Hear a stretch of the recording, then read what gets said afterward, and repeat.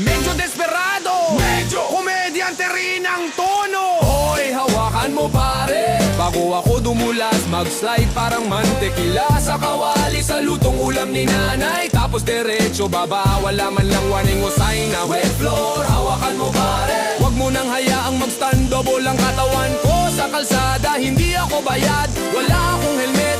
Allowance lang dala ko, baka ka maging before and after. Meme pa sa group chat ninyo, hawakan mo pare.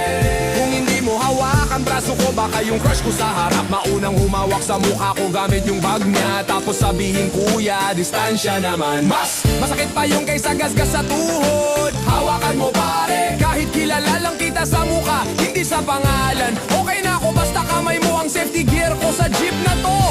Huwag mo lang hawakan ex ko, doon tayo magkakaproblema. Sa pila sa karinderya, gutom na kaluluwa ko, amoy pa lang ng pritong manok.